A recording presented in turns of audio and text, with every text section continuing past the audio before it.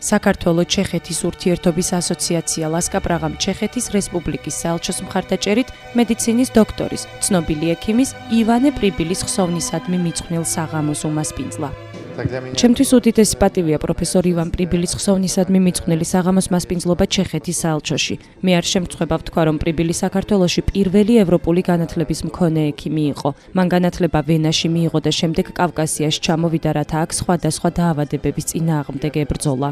იან, იგივე ივანე ანტონინის ძე პრიბილი ერთ-ერთი მნიშვნელოვანი ფიგურაა მე-19 საუკუნის იმ გამოჩენილ მოღვაწეებს შორის, ვინც პრინციპულად ახალი მიდგომები და რაც მთავარია, ევროპული აზროვნება დანერგა ქართულ მედიცინაში. თანამედროვე ქართული მედიცინის ფორმირება სწორედ მე-19 საუკუნეში მოხდა იმ ევროპელების მიერ, რომლებიც მაშინ ჩამოვიდნენ, რომელთაც შექმნეს კავკასიის სამედიცინო საზოგადოება.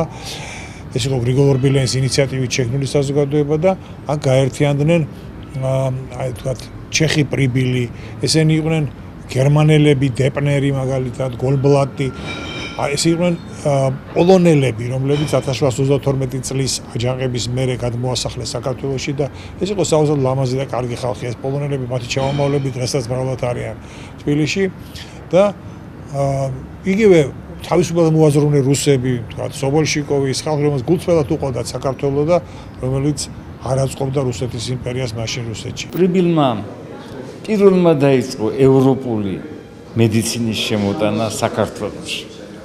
ამაში მას ხელს უწყობდა ეს დიდი განათლება, რომელიც მან მიიღო ჩეხეთის უნივერსიტეტში, შემდეგ მიიღო ვენის უნივერსიტეტში და შემდეგ გახდა მედიცინისა და ქირურგიის დოქტორი. ის რაც პრიბილმა გააკეთა საქართველოში, ეს შეეხებოდა სამხედრო მედიცინას და ეს შეეხებოდა სამოქალაქო მედიცინას.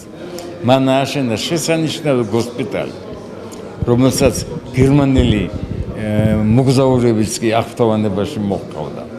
მან შექმნა დახელოვნების ექიმთა დახელოვნების სტილზე აქ დახელოვნების კურსები. მან ჩამოაყალიბა პირველი ქართული საფერშლო სკოლა. ის იყო დიდი მკურნალი ღარიბების.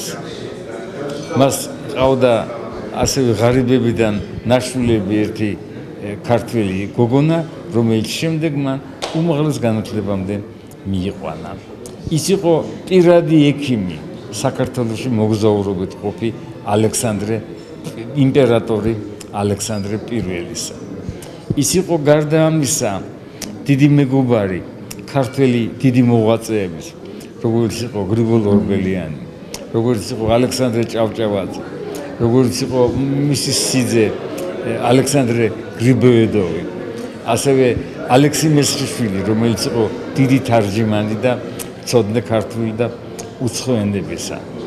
აი ასეთი ცხოვრება გამლო პრიბილმა საქართველოში. ივან პრიბილის სახელთან არის დაკავშირებული აგრეთვე საქართველოს ბალნეოკლიმატურ სიმდიდრეთა შესწავლა და ათვისება. ის იყო ქართული კურორტოლოგიის ერთ-ერთი დამფუძნებელი. სწორედ პრიბილი იყო ის პირველი ექიმი, რომელმაც ბორჯომის მინერალური წყლის სამკურნალო თვისებების შესასწავლად კვლევითი სამუშაოები ჩაატარა.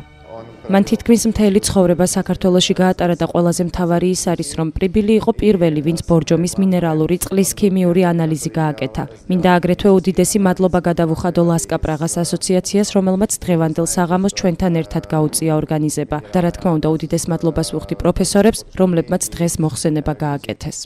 მედმა თითქოს გაწირა საქართველოს ერთი მხრივ იმით, რომ მან დაკარგა თავის სახელმწიფოებრიობა, მაგრამ მეორე მხრივ მოხდა ის, რომ სწორედ აი ამ პერიფერიად ქცეულ ქვეყანაში ასახლებდნენ და ამწესებდნენ იმპერიისთვის მიუღებელ ხალხს და ისინი სინამდვილეში ძალიან წაადგენენ საქართველოს. მათ მოიტანეს თავისუფალი აზრის, ევროპული განათლებაც, წესრიგიც და ბევრი რამ კარგიც. სამწუხაროდ მათი ეს ასე თქვა ევროპული წესრიგის მომტანი ხალხი ძალიან მალე საბჭოთა წყობამ შეიწირა მერე.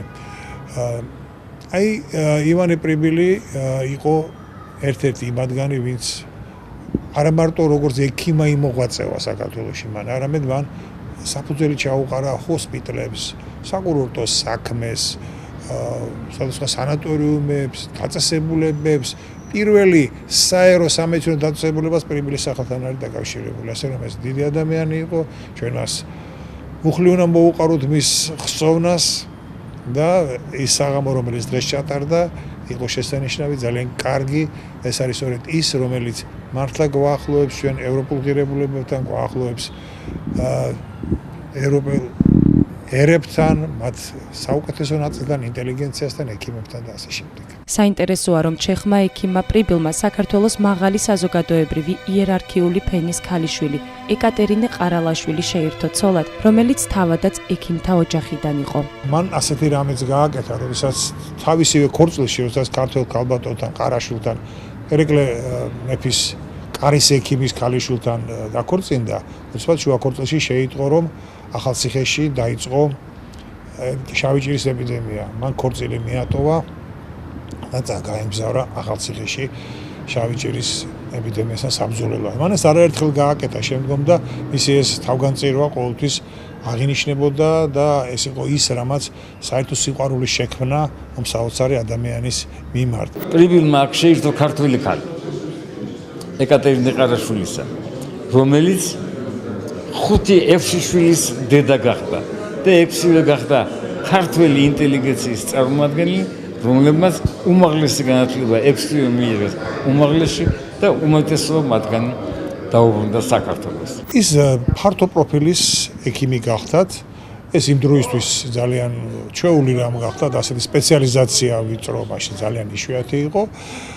ის იყო კურორტოლოგიც, ეპიდემიოლოგიც, ქირურგიც, თერაპევტიც. ყველაფერი აბსოლუტურად რაც კი მან ხელი წიფებოდა. ის იღებდა ძალიან ესეთი ელიტარული ექიმი გახდათ. როდესაც ალექსანდრე პირველი ჩამოვიდა საქართველოში, ის მის პირად ექიმად გაამწესეს, ასე ვთქვათ და მან ამისთვის მაშინდელი იმპერატორისგან ბრილიანტის ბეჭედიც კი მიიღო საჩუქრად. ივანე პრიბილმა საქართველოში 50 წელზე მეტი გაატარა და აქვე გარდაიცვალა 85 წლის ასაკში.